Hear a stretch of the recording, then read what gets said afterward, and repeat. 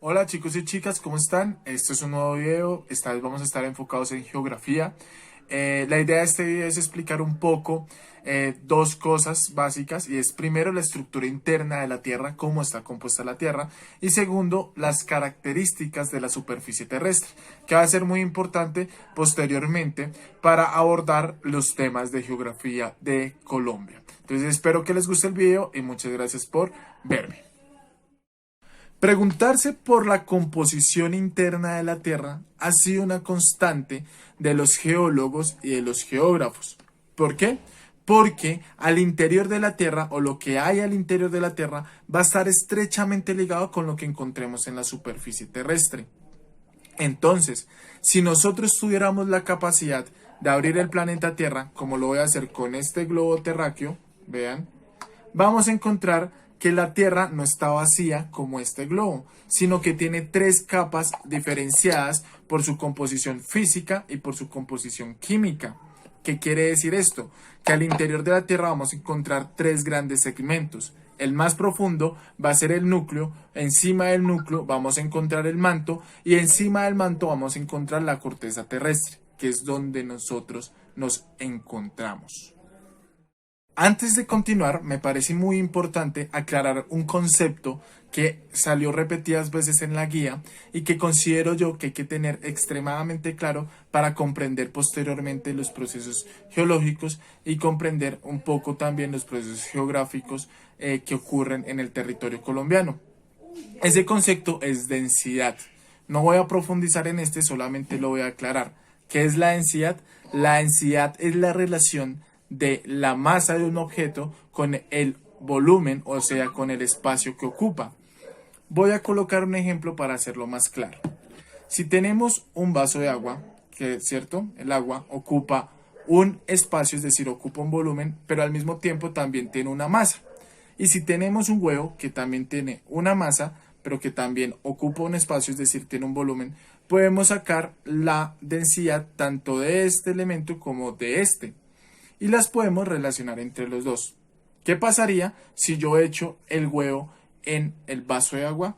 Si flota, quiere decir que tiene una menor densidad que el agua. Si se hunde, quiere decir que tiene una mayor densidad que el agua. Miremos qué pasa. Efectivamente, con estas condiciones normales, nos damos cuenta que el huevo tiene una mayor densidad que el agua. Quiere decir que se hundió. Si fuera un caso, digamos, particular, es decir, si yo le echara sal al agua, cambiaría su composición y al mismo tiempo cambiaría su densidad, lo que significaría que aumentaría la densidad del agua, por lo tanto, el huevo no se hundiría. Es muy importante tener en cuenta esto porque el concepto de densidad va a aparecer a lo largo de la explicación. Con el objetivo de que sea más clara la explicación, decidí echarle sal al agua y mirar realmente qué pasa. Entonces tenemos el agua ya con sal. Esto en teoría va a cambiar la densidad del agua, es decir, la va a hacer mayor, por lo tanto el huevo va a flotar. Y volvemos a echar el huevo a ver qué pasa, si realmente cambió o no cambió la densidad del agua. Si nos percatamos, el huevo flota, ¿cierto? Porque la sal cambió la densidad del agua. Esto pasa, por ejemplo, en el caso del mar muerto, en donde si uno se acuesta en el mar muerto, pues uno flota porque el agua está extremadamente, salada y tiene una mayor densidad con respecto al resto de las aguas que se pueden encontrar en el planeta Tierra. Entonces quería dejar claro este concepto para posteriormente explicar las otras características del planeta Tierra internas y posteriormente de la superficie terrestre. La corteza es una capa rocosa de la Tierra. Esta está dividida en dos, en la corteza continental y en la corteza oceánica, cada una con unas características propias. Por una parte, la corteza oceánica va a tener un grosor, es decir, una profundidad de 7 kilómetros más o menos o máximo, y la corteza continental va a tener una profundidad o un grosor mejor entre los 35 y 40 kilómetros promedio. En algunos lugares de la Tierra, es decir, los lugares más altos, va a alcanzar incluso los 70 kilómetros de grosor. Esto es harto, ¿cierto? Pero en comparación con las otras capas es realmente muy pequeño. La corteza oceánica tiene unas rocas muy nuevas, muy recientes, ¿cierto? Que son rocas ígneas. Y la corteza continental, o en la corteza continental vamos a encontrar rocas muy viejas de hace más de 4.000 millones de años. Y obviamente vamos a encontrar rocas de diversos tipos, ya sean ígneas, metamórficas o rocas sedimentarias. En la corteza oceánica va a predominar más las rocas ígneas. Debajo de la corteza vamos a encontrar el manto. El manto ocupa el 82% de la estructura interna del planeta Tierra. Tiene un grosor en total de 2.900 kilómetros. Es una capa rocosa también, ¿cierto? Y entre más profundo aumenta su nivel de densidad. En lo más profundo del planeta Tierra vamos a encontrar el núcleo. El núcleo está conformado principalmente por hierro y níquel. Es muy importante decir que acá vamos a encontrar altas temperaturas, que también es otra, digamos, otra característica. Entre más profundo está, más o mayor temperatura va a haber y también mayor presión. Entonces, recordemos, el núcleo, lo más profundo, ¿sí? Está en el centro de la Tierra y tiene unas altas temperaturas y está compuesto principalmente por hierro y níquel. Teniendo claro lo anterior, podemos pasar a explicar las características de la superficie terrestre. En primer lugar, hay que decir que la superficie terrestre se divide en dos, la corteza oceánica y la corteza continental. Antes de avanzar, hay que aclarar que la corteza oceánica es mucho mayor o tiene mayor densidad que la corteza continental. La corteza continental tiene una densidad de 2,7 gramos sobre centímetros cúbicos. La corteza oceánica tiene una densidad de 3 gramos sobre centímetros cúbicos.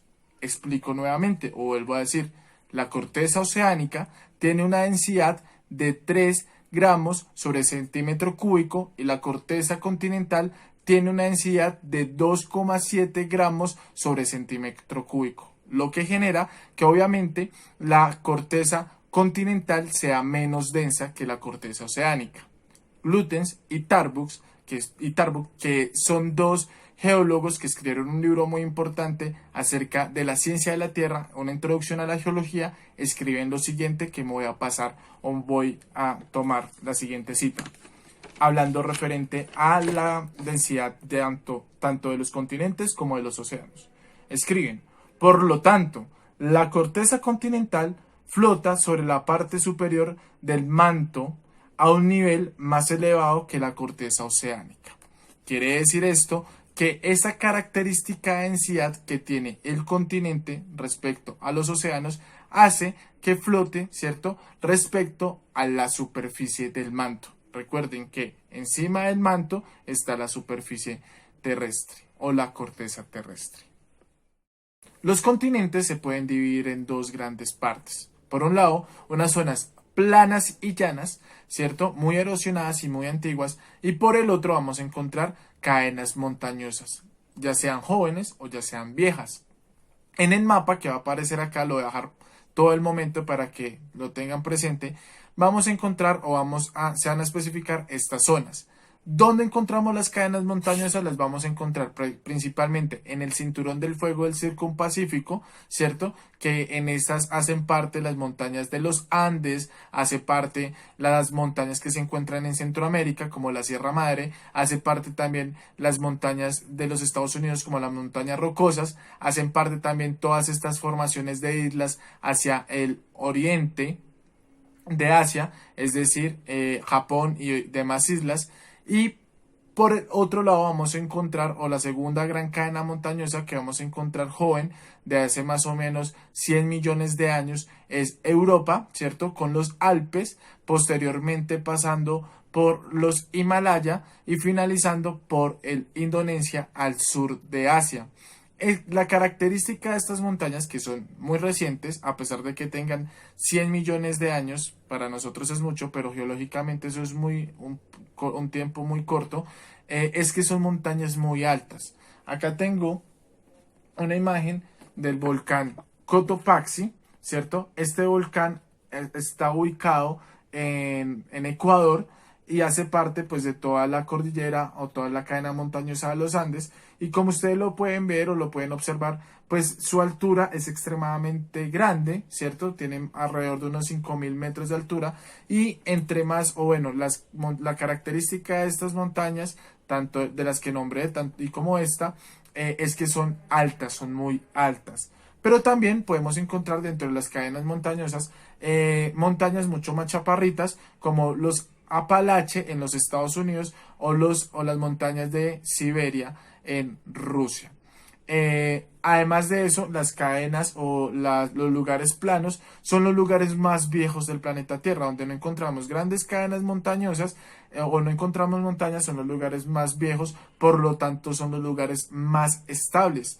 Al interior de estas zonas planas vamos a encontrar lo que vamos a conocer como escudos continentales. Los escudos continentales se formaron hace miles y miles de años en el Precámbrico, que es una etapa geológica de la Tierra, una era geológica de la Tierra mejor.